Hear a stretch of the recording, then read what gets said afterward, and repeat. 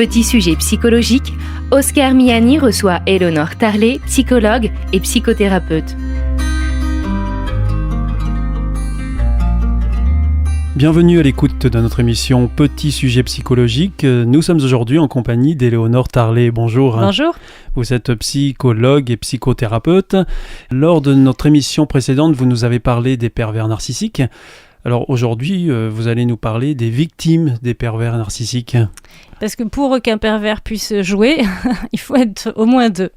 On ne peut pas jouer tout seul. Donc évidemment qu'ils vont savoir repérer en fait chez leurs victimes des personnes qui ont un petit peu des failles, des vulnérabilités. Souvent c'est des problèmes d'estime de soi. Ça peut être des problématiques d'attachement aussi. Donc ça ils vont repérer avec qui ils peuvent jouer entre guillemets.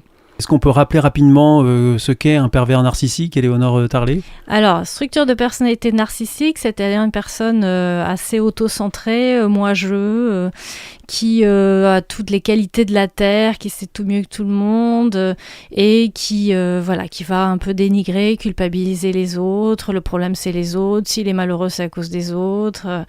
Les gens font jamais assez bien. Enfin, voilà, un petit peu pour résumer. Une victime d'un pervers narcissique, elle peut s'identifier elle-même ou c'est compliqué ? Alors, moi, ce que je constate généralement, c'est que les personnes viennent me voir au cabinet et ne savent pas pourquoi elles vont pas bien. Donc, elles disent, voilà, je me sens déprimée, je suis pas bien, j'ai pas confiance en moi, je doute de tout. Bon, et en fait, vont pas du tout savoir d'où ça vient. Si c'est dans le couple, on peut se dire que ça fait quand même plusieurs années que le couple fonctionne. Si la personne a été est victime dans son couple, c'est sans doute que peut-être elle a été formatée comme victime avant. Alors attention, formatée, c'est peut-être qu'elle avait un des parents aussi qui était un petit peu manipulateur, ou en tout cas qu'on lui a pas donné suffisamment sa place. Elle n'a pas été suffisamment valorisée.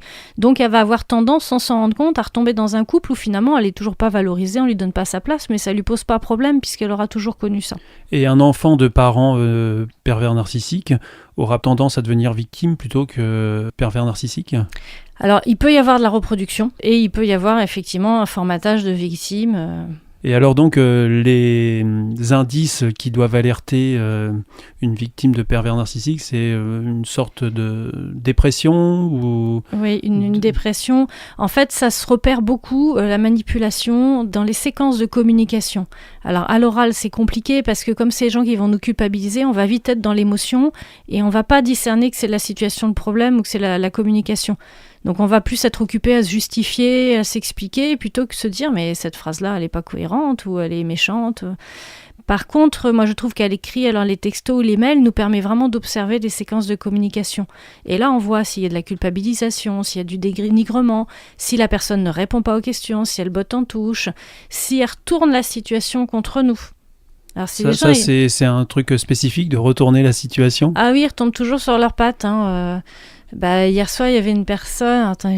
Oui, elle me disait, voilà, ma mère essaye de m'appeler. Bon, je pouvais pas, je faisais mes courses, donc dès que je peux, je la rappelle. Elle me dit, oh, mais tu m'appelles, mais je suis pas dispo, là, je suis en train de faire mes courses, je te rappelle. Et paf, elle lui raccroche au nez. Et donc, la personne me disait, sur le coup, j'ai culpabilisé, je me suis dit, oh, zut, j'ai appelé au mauvais moment, je l'ai dérangée. Puis elle me dit, mais après coup, non, c'est elle qui a cherché à me joindre, donc je la rappelle. Et puis en fait, tout d'un coup, c'est moi qui la dérange. Retournement de situation. Donc, voilà, et c'est tout le temps comme ça. Donc en fait, ça va complètement nous brouiller le cerveau. On va vraiment croire que c'est nous le problème et qu'on fait jamais ce qu'il faut. On est tout le temps à côté de la plaque et on répond jamais ce qu'il faut. Et voilà. Et alors donc, le pervers narcissique, lui, sait choisir le profil qui va devenir sa victime. Oui. Nous, les aidants, on est des cibles privilégiées puisque souvent on devient psychologue, infirmière, éduc-spé, assistante maternelle parce qu'on a envie de s'occuper des autres. Donc toutes les personnes, je dirais, qui ont une fibre altruiste et qui passent leur vie à s'occuper des autres, c'est des cibles privilégiées. Ils vont savoir nous ferrer et faire un peu leur victime pour se positionner dans ce que nous on aime faire et du coup, nous on va faire notre Saint-Bernard et on va s'installer là-dedans sans s'en rendre compte. Quand on est victime d'un pervers narcissique ou d'une pervers narcissique, parce qu'il n'y a pas de sexe, malheureusement, oui. on peut s'en sortir ou comment est-ce qu'on s'en sort ? Déjà, il faut repérer que c'est ça le problème, parce qu'en général, il y a toute une première partie où on ne veut pas remettre en cause le conjoint ou le parent. Moi, j'entends des choses, c'est ma mère quand même, ou mais non, mais mon mari, parfois, il est gentil, il n'est pas tout le temps comme ça, mais c'est son caractère.